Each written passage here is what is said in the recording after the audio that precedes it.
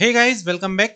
आज के इस ट्यूटोरियल में हम कुछ प्री डिफाइंड फंक्शंस को डिस्कस करने वाले हैं जिनकी हेल्प से हम स्ट्रिंग को एफिशिएंटली हैंडल कर सकते हैं और जो मोस्ट कॉमन ऑपरेशंस हैं स्ट्रिंग से रिलेटेड उनको इजीली परफॉर्म कर सकते हैं। So let's start.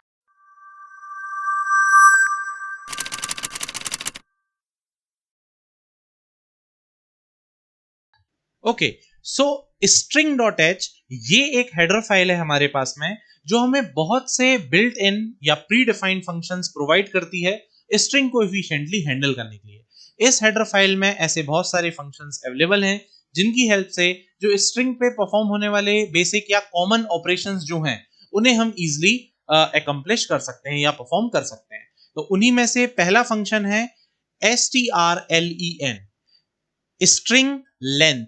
ये फंक्शन स्ट्रिंग की लेंथ को डिटरमाइन करने का या फाइंड करने का काम करता है।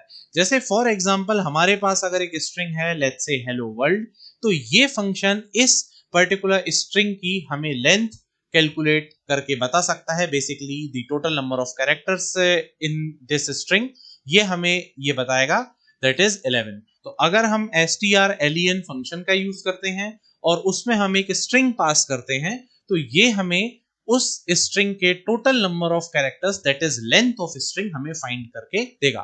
जैसे यहां पर अगर आप हेलो वर्ल्ड पास करेंगे तो ये आपको 11 रिटर्न करेगा। अगर आप यहां पे गुड पास करेंगे तो ये आपको 4 रिटर्न करेगा। ये जो फंक्शन है इसे हम प्रोग्राम में कैसे यूज कर सकते हैं इसे हम नेक्स्ट सेशन में डिस्कस करेंगे। एज ऑफ नाउ हम जितने भी ये हमारे प्री डिफाइंड फंक्शंस हैं इनका एक ओवरव्यू यहाँ पर हम देख रहे हैं। तो स्ट्रिंग लेंथ strlen ये फंक्शन आपको स्ट्रिंग की लेंथ फाइंड आउट करके देता है। नेक्स्ट फंक्शन हमारे पास में है strrev, that is string reverse. ये फंक्शन स्ट्रिंग को रिवर्स करने का काम करता है। फॉर एग्जाम्पल अगर आपने इस फंक्शन में एक स्ट्रिंग पास करी जिसमें है हैप्पी, तो ये इस हैप्पी स्ट्रिंग को रिवर्स कर देगा, something like this. That means HAPPY क्या बन जाएगा, YPPHA, जस्ट रिवर्स हो जाएगा। तो अगर आपकी ऐसी नीड है कि जो करंट स्ट्रिंग आपके पास है आपको उसे रिवर्स करना है तो आप strrev इस फंक्शन का यूज हम कर सकते हैं। नेक्स्ट फंक्शन यहां पर हमारे पास है strlwr। ये फंक्शन स्ट्रिंग को लोअर केस में कन्वर्ट करता है। अगर आपकी स्ट्रिंग में कोई अपर केस कैरेक्टर्स हैं तो ये उन्हें लोअर केस में कन्वर्ट करता है। जैसे फॉर एग्जांपल अगर हम एक स्ट्रिंग लेते हैं कोडिंग डॉट्स, यहां पर जैसा कि हम देख सकते हैं जो C है एंड जो D है ये अपर केस में है। अगर इस पर्टिकुलर स्ट्रिंग को हम strlwr फंक्शन में एज एन आर्गुमेंट पास करते हैं तो ये इसे कोडिंग डॉट्स इस टाइप के फॉर्मेट में कन्वर्ट कर देगी। मतलब जितने भी इसमें कैरेक्टर्स होंगे वो सारे के सारे लोअर केस होंगे। जो पहले से लोअर केस में है उनमें कोई भी चेंज नहीं होगा, बट जो अपर केस में है वो अब लोअर केस में कन्वर्ट हो जाएंगे। नेक्स्ट फंक्शन इसी का जस्ट ऑपोजिट करता है, दैट इज strupr। ये स्ट्रिंग को अपर केस में कन्वर्ट करता है। अगर आपके पास में कोई स्ट्रिंग है जिसमें लोअर केस कैरेक्टर्स हैं तो ये उसे अपर केस में कन्वर्ट करता है। फॉर एग्जाम्पल अगर हम एक स्ट्रिंग कंसीडर करें सॉफ्टथिक्स, यहां पर बहुत सारे कैरेक्टर्स ऐसे हैं जो लोअर केस में हैं। तो अगर हम इस स्ट्रिंग को strupr फंक्शन में पास करते हैं तो ये इस स्ट्रिंग को एक टोटल अपर केस स्ट्रिंग में कन्वर्ट कर देगा। जितने भी आपके कैरेक्टर्स हैं लोअर केस में वो अब अपर केस में कन्वर्ट हो जाएंगे। जो पहले से अपर केस में है उनमें कोई चेंज नहीं आएगा, लेकिन जो लोअर केस कैरेक्टर्स हैं अब वो अपर केस कैरेक्टर बन जाएंगे। नेक्स्ट फंक्शन हमारे पास है strcpy। ये फंक्शन एक स्ट्रिंग को दूसरे में कॉपी करने का काम करता है। इसी फंक्शन का एक वेरिएंट और अवेलेबल होता है, दैट इज strncpy।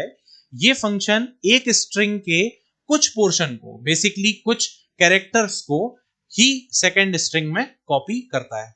जैसे फॉर एग्जांपल अगर हमारे पास एक स्ट्रिंग है str1 और इसे आप str2 में कॉपी करना चाहते हैं तब हम इस फंक्शन का यूज करते हैं। जैसा कि हमें पता है स्ट्रिंग को हम हैंडल या रिप्रेजेंट करने के लिए कैरेक्टर एरे का यूज करते हैं। And as we all know कि कैरेक्टर एरे या कोई भी एरे में आप जो असाइनमेंट ऑपरेटर हैं या जो हमारे कंपैरिजन ऑपरेटर्स हैं, इनका हम यूज नहीं कर सकते बिकॉज एरे एक ड्राइव्ड डेटा टाइप होता है।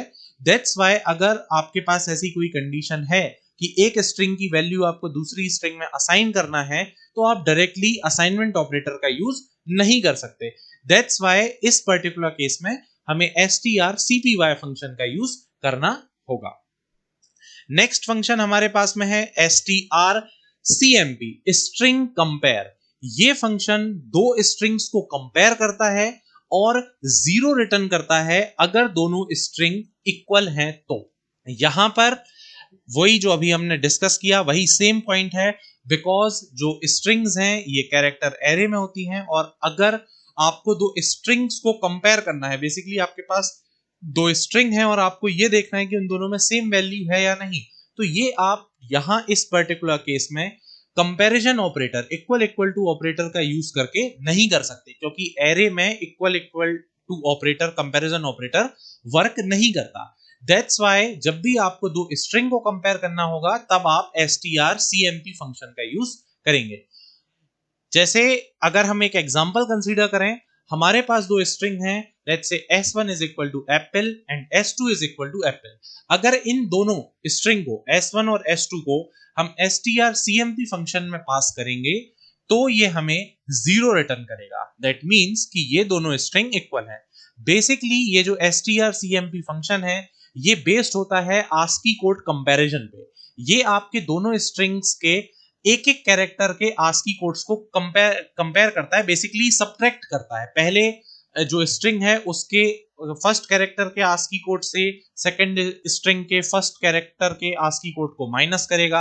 ये चीज यहाँ पे रिपीट होती जाती है, और अगर पूरी स्ट्रिंग में ये काम करने के बाद रिजल्ट जीरो होता है तो ये आपको जीरो देता है। दैट मीन्स कि अगर आप दो स्ट्रिंग को कंपेयर कर रहे हैं strcmp फंक्शन का यूज करके, तो वो जीरो आपको सिर्फ एक कंडीशन में रिटर्न करेंगे जब वो दोनों स्ट्रिंग इक्वल होंगी, वरना आपको या तो नेगेटिव में आंसर आएगा या पॉजिटिव कोई नॉन जीरो वैल्यू आएगी, जो कि बेसिकली डिफरेंस होगा आस्की कोड्स के सबट्रैक्शन का। और यहां पर अगर आपको स्ट्रिंग को कंपेयर करना है तो हमारे पास फंक्शन है strcmp। इसी का एक वेरिएंट हमारे पास अवेलेबल है, दैट इज stricmp। ये दो स्ट्रिंग्स को कंपेयर करता है केस इनसेंसिटिव वे में। केस इनसेंसिटिव मींस जैसे सपोज हमारे पास में दो स्ट्रिंग है, let's say s1 is equal to good and s2 is equal to good। यहां पर इन दोनों स्ट्रिंग में क्या फर्क है, बेसिकली अपर केसिंग और लोअर केसिंग केसेस का डिफरेंस है। यहां पर अगर आप देखें तो सिर्फ g ओनली यहाँ पे अपर केस में है और यहाँ पर पूरी स्ट्रिंग ही अपर केस में है। अब अगर इन दोनों स्ट्रिंग पे हम strcmp फंक्शन, ये वाला फंक्शन अगर हम यहाँ पर अप्लाई करते हैं, इसकी हेल्प से इन दोनों को कंपेयर करते हैं, तो ये हमें रिजल्ट देगा नॉट इक्वल। जो वैल्यू आएगी वो जीरो के इक्वल नहीं होगी। ऐसा इसलिए कि strcmp function case sensitive comparison करता है। जो कैरेक्टर अपर केस में है वो अपर केस में होना चाहिए, जो लोअर केस में है वो लोअर केस में होना चाहिए। यहां पर दोनों स्ट्रिंग में गुड लिखा हुआ है, बट यहां पर जो कैरेक्टर्स हैं इनकी केसेस में डिफरेंस है। ये ओ लोअर केस में है, ये अपर केस में है। दैट्स वाई जब आप strcmp फंक्शन का यूज करेंगे इन दोनों को कंपेयर करने के लिए, तो ये आपको नॉट इक्वल देगा। अगर आपको ये चाहिए कि दो स्ट्रिंग में केस इनसेंसिटिव कंपेयर हो, मतलब केसेस कुछ भी हो बट अगर आपने जो कैरेक्टर है वो सेम लिखा है, भले ही अपर केस डी लिखा हो या लोअर केस डी लिखा हो, अगर इस टाइप की कंपैरिजन आपको करनी है कि इस पर्टिकुलर केस में आपको वैल्यू ट्रू मिले, तब आप stricmp का यूज कर सकते हैं। जैसे यहां इस सेम केस में अगर हम stricmp का यूज करेंगे तो ये फंक्शन हमें जीरो रिटर्न करेगा, दैट मींस इक्वल। यहां पर ये दोनों स्ट्रिंग आपको जो है ये इक्वल प्रूफ होंगी। नेक्स्ट फंक्शन हमारे पास है strcat, that is string concatenate. ये फंक्शन दो स्ट्रिंग्स को ज्वाइन करने का काम करता है। अगर आपके पास दो स्ट्रिंग है, let's say suppose good and morning, आप इन दोनों स्ट्रिंग्स को अगर ऐड करना चाहते हैं, ज्वाइन करना चाहते हैं, सो बेसिकली आप ये काम कर सकते हैं with the help of string concatenate function, that is strcat। तो अगर आप strcat फंक्शन यूज करते हैं और ये दोनों स्ट्रिंग हम उसमें पास करते हैं, तो ये कुछ इस टाइप का स्ट्रिंग बना के हमें देगी, that is good morning. Next function हमारे पास है str। ये फंक्शन किसी स्ट्रिंग में से एक सब स्ट्रिंग को फेच करने का काम करता है, एक्सट्रैक्ट करके आपको देने का काम करता है। अगर आपके पास एक स्ट्रिंग है, लेट्स से इंटरनेशनल, और इसमें से अगर हमें सपोज ये नेशनल इतना स्ट्रिंग का पोर्शन हमें एक्सट्रैक्ट या फेच करके चाहिए है, सब स्ट्रिंग चाहिए है, तो हम str फंक्शन का यूज कर सकते हैं। इसकी हेल्प से हमें जितने भी पार्ट की नीड है हम स्ट्रिंग में से इसे फेच करके निकाल सकते हैं। तो ये हमारे कुछ मोस्ट कॉमन फंक्शंस हैं स्ट्रिंग हैंडलिंग से रिलेटेड। अगर आप स्ट्रिंग रिलेटेड कोई प्रोग्राम बना रहे हैं, एक स्ट्रिंग की वैल्यू दूसरे में कॉपी करनी है, तो हमारे पास strcpy फंक्शन अवेलेबल है। अगर दो स्ट्रिंग को आपको कंपेयर करना है तो हमारे पास strcmp फंक्शन अवेलेबल है। अगर दो स्ट्रिंग्स को कंपेयर करना है बट केस इनसेंसिटिव वे में, तो आपके पास stricmp अवेलेबल है।